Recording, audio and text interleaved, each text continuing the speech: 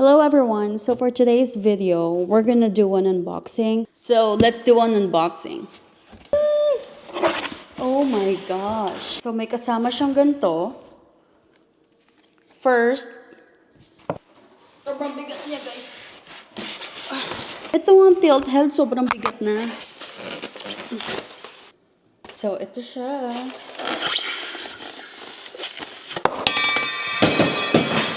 So it has four attachments. Yeah, one. So I'm gonna demonstrate yung mga attachments.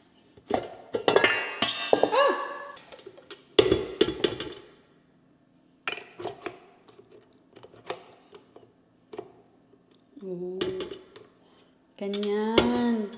Okay. Lock natin to. Paganahin ko. Gulat ako. So yan yung level 1. Okay. Ito yung pang bread to. Oh, nice. Ito yung pang dough din. Pang cookie dough, ganyan. Siguro. Yan. Pwede pala sa ere. So, ito yung pang whisk.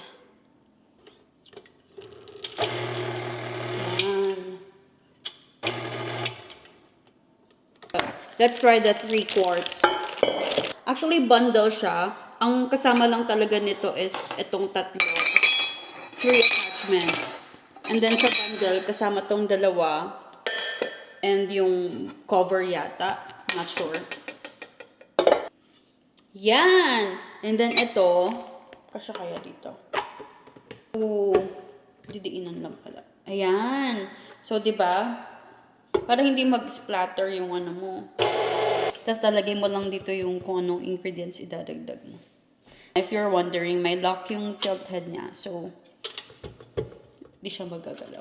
So guys, if you're wondering bakit may mga nagsasabi na shaky yung hindi stable yung KitchenAid, naisip ko, baka pinapatong, bakit siya gagalaw? Pinapatong lang ba yung bowl dun sa base? And then I found out na mayroong ganito. Kung ilalak mo yung bowl. I'm just not sure kung gumagalaw pa din ba yung bowl kahit nakalock na siya sa base. If you own one like this, comment down if nagsishake pa din siya or hindi siya steady kung kahit na nakalock pa din siya sa base. So yeah, thanks for watching. This is not sponsored. Sana balang araw. Wow!